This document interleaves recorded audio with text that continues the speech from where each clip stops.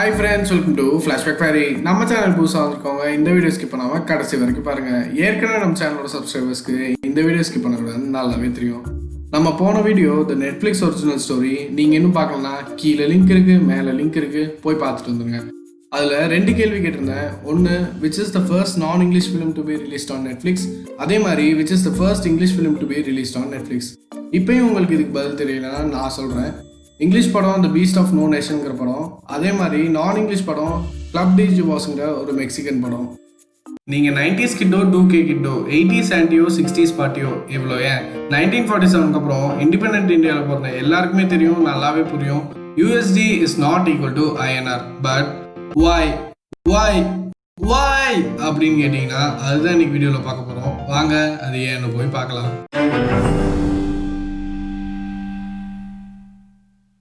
நீங்கள் 10th standard படிக்கணும்னா முதல்ல என்ன பண்ணணும்? நல்லா படிக்கணும், படித்து பாஸ் ஆகணும், அப்புறம் 11th போகணும்.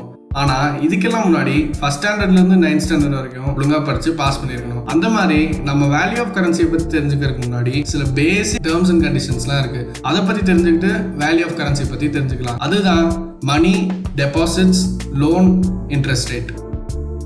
மணிங்கிறது ஒரு value assign to a paper, coin or an electronic டேட்டான்னு வச்சுக்கோங்களேன். லோன்னா சிம்பிள், நம்ம பேங்க்ல கடனை வாங்கினா அதுக்கு பேர் லோன். அதுவே பேங்க்குக்கு காசு கொடுத்தா அது டெபாசிட். லோன் வாங்குறவன் இன்ட்ரெஸ்ட் கட்டணும், அதே மாதிரி டெபாசிட் பண்ணவங்களுக்கு பேங்க் இன்ட்ரெஸ்ட் கொடுக்கணும். இதுக்கான பர்சன்டேஜ் தான் இன்ட்ரெஸ்ட் ரேட். இப்போ டெபாசிட்ஸ்ல 2 டைப் இருக்கு, fixed deposit and savings deposit. Fixed டெபாசிட்னா காசை டெபாசிட் பண்ண அப்புறம் ஒரு பர்டிகுலர் அமௌண்ட் ஆஃப் டைமுக்கு உங்க காசை நீங்களே பேங்க் விட்டு எடுக்க முடியாது. இதுக்கு பேங்க் அதிகமான இன்ட்ரெஸ்ட் ரேட் உங்களுக்கு கொடுக்கும். அதுவே சேவிங்ஸ் டெபாசிட்னா உங்கள் காசை நீங்கள் எப்போ வேணுமோ போய் பேங்க்ல கேட்டு எடுத்துக்கலாம். இதுக்கு இன்ட்ரெஸ்ட் ரேட் கம்பேரிட்டிவ்லி லோவராக தான் இருக்கும். ஓகே, இப்போ நம்ம பேசிக் டேர்ம்ஸ் அண்ட் கண்டிஷன்ஸ்லாம் கரைச்சி குடிச்சிட்டதுனால கரன்சி வேல்யூ ஃபேக்டர்ஸ் என்னென்னு பார்ப்போம். கரன்சி வேல்யூ ஃபேக்டர்ஸ் 3 இருக்குது. ஒன்று இன்ஃப்ளேஷன், இன்னொன்று இம்போர்ட் அண்ட் எக்ஸ்போர்ட், கடைசியாக ஒன்று வந்து இன்ட்ரெஸ்ட் ரேட்ஸ். இதில் இன்ஃப்ளேஷன் பற்றி ஒரு தனி வீடியோவே போடலாம், ஸோ அதை தனியாகவே போட்டுக்கலாம்.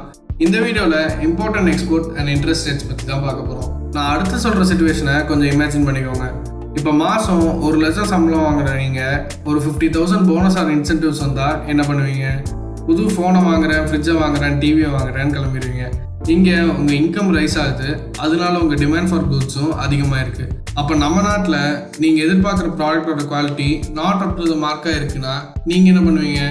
ஆப்வியஸாக இம்போர்ட்டட் குட்ஸுக்கு தான் போவீங்க. அப்போ டிமாண்ட் ஃபார் குட்ஸ்லேருந்து டிமாண்ட் ஃபார் ஃபாரின் குட்ஸ் உருவாகுது. அப்போ கம்பெனி என்ன பண்ணுவாங்க?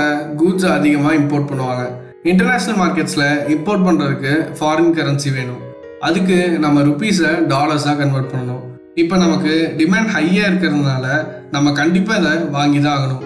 அப்போ கம்மியான டாலர்ஸை நம்ம கவர்மெண்ட் அதிக இந்தியன் ருப்பீஸ் கொடுத்து வாங்குவாங்க. இந்த மாதிரி ஒரு சுச்சுவேஷனில் தான் நம்ம ருப்பீஸோட வேல்யூ இன்டர்நேஷ்னல் மார்க்கெட்டில் ரொம்பவே கம்மியாகுது. ஸோ US டாலர்ஸையும் இந்தியன் ருப்பீஸும் ஃப்ளக்சுவேட் ஆகிறதுக்கு ஒரு இம்பார்ட்டண்ட்டான ரீசன் நம்ம நாட்டோட இம்போர்ட் அண்ட் எக்ஸ்போர்ட். இதுவே இம்போர்ட்டுக்கு பதிலாக நம்ம எக்ஸ்போர்ட் பண்ணோம்னா நம்ம கிட்ட இருந்து வாங்குற கண்ட்ரிஸ் நமக்கு காசு கொடுப்பாங்க. அந்த காசை வச்சு நம்ம என்ன இம்போர்ட் பண்ணணுமோ அதை வாங்கிக்கலாம். அப்போ நமக்கு US டாலர்ஸோட டிமாண்டே இருக்காது. எல்லா நாடுமே அவங்க ரிசர்வ் பேங்க்ல ஃபாரின் எக்ஸ்சேஞ்ச் ரிசர்வ்னு ஒரு டிவிஷன் வச்சுருப்பாங்க. பேர்லேயே இருக்க மாதிரி ஃபாரின் கரன்சிஸ் எல்லாத்தையும் ரிசர்வ் பண்ணி வைக்கிறது தான் இதோட வேலை. அங்கேருந்து நம்ம ஏற்கனவே நம்மக்கிட்ட இருந்த US டாலர்ஸை நம்ம வந்து ட்ரேட் மார்க்கெட்ஸில் விற்றுருவோம். இப்போ ஒரு பொருளை நம்ம வேண்டாம்னு சொன்னோம்னா அதுக்கு டிமாண்டே இல்லைன்னு அர்த்தம். அப்போ நம்ம 100 US டாலர்ஸ்க்கு அதிகமான இந்தியன் ருப்பீஸை வாங்கிக்கலாம். இந்த மாதிரி ஒரு சுச்சுவேஷனில் தான் நம்ம எக்ஸ்சேஞ்ச் ரேட் அதிகமாகுது, நம்ம காசோட வேல்யூவும் அதிகமாகுது. நம்ம இம்போர்ட்ஸை குறைச்சி எக்ஸ்போர்ட்ஸை அதிகப்படுத்தினாலே US டாலர்ஸ் 75 ரூபாயிலேருந்து 60 ரூபா வரைக்கும் குறையிறதுக்கு வாய்ப்பு இருக்குன்னு எக்கனாமிக்ஸ்லாம் சொல்கிறாங்க. அப்போ என்னதான் சொல்ல வர, நம்ம கொக்கோகோலாக்கு பதிலாக பன்னீர் சோடா வாங்கி குடிச்சா இந்தியா வந்து US முந்திக்கு முன்னேறிடுமான்னு கேட்டிங்கன்னா US முந்திருக்கு அது மட்டும் பார்த்தாது, சில பல வேலைகளும் பண்ண வேண்டியது இருக்குது. The basic idea is to bring more USD into a foreign exchange reserve. இதை நம்ம இம்போர்ட் எக்ஸ்போர்ட்லேயும் பண்ணலாம், இல்லைனா RBIயோட இன்ட்ரெஸ்ட் ரேட் டீரெகுலேஷன்ஸாலையும் பண்ணலாம். இதுக்கெல்லாம் மேலே பிரைம் மினிஸ்டர் மோடி கிட்ட பேசின Google CEO mister Sundar Pichai என்ன சொல்லியிருக்காருன்னா, Today, I'm excited to announce the Google for India Digitization Fund. Through this effort, we will invest 75,000 crore rupees or approximately $10 billion into India over the next 5 to 7 years. So the next 5 to 7 இயர்ஸில் நம்மளோட economy வளர்றதுக்கான நிறையா வாய்ப்புகள் இருக்குது. இப்போ நான் இது வரைக்கும் சொன்னது எல்லாத்தையும் மனசில் வச்சுக்கிட்டு யூஎஸ் டாலர்ஸோட கரன்சி வேல்யூவில் அதிகமாக இருக்க கண்ட்ரிஸோட கம்பேர் பண்ணி பார்ப்போம். நம்ம லிஸ்ட்டில் நம்பர் 6ல் யூஎஸ் டாலர்ஸை வச்சுக்குவோம். அதுக்கு மேலே பார்த்தா நம்பர் 5ல் ஸ்விஸ் ஃப்ராங்க் இருக்குது. இங்கே நம்ம சொல்லவே வேண்டாம், உலகத்தோட பாதி பிளாக் மணி இங்கே தான் டெபாசிட் ஆயிருக்கு. இதுக்கான ரீசன்ஸ் அவங்களோட interest rate deregulation and security. Number 4ல் பிரிட்டிஷ் பவுண்ட் இருக்கு. பிரிட்டனில் அதிகமான ஃபாரின் டைரக்ட் இன்வெஸ்ட்மெண்ட்ஸ் இருக்கு. நம்பர் 3, 2, 1ல் இருக்கிறது எல்லாமே வந்து கல்ஃப் கண்ட்ரீஸ். என்னென்ன இருக்குன்னு கேட்டிங்கன்னா Omani rial, Bahraini dinar and world strongest கரன்சியான குவைத்தி தினார். இது மூணுமே oil exporting countries. Crude oil export பண்ணியே இவங்களோட கரன்சி ரொம்ப ஸ்ட்ராங்காக இருக்குது. இதை பற்றி என்னால் முடிஞ்ச அளவுக்கு சிம்பிளிஃபைடாக நான் சொல்லியிருக்கேன். இன்னும் வேறு ஏதாவது டவுட் இருந்துச்சுன்னா ரிலேட்டட் ஆர்டிகளோட ஒரு லிங்க் கீழே டிஸ்கிரிப்ஷனில் இருக்குது, அதை போய் படிச்சு பாருங்கள். இந்த வீடியோக்கான கொஷின்ஸ் என்னென்னா, இவ்வளோ நேரம் இம்போர்ட் எக்ஸ்போர்ட்னு பேசணும்ல, அப்போ இந்தியாவோட மோஸ்ட் இம்பார்ட்டன்ட் ப்ராடக்ட் என்ன, மோஸ்ட் எக்ஸ்போர்ட் ப்ராடக்ட் என்னங்கிறத கீழே கமெண்ட்ஸில் சொல்லுங்கள்.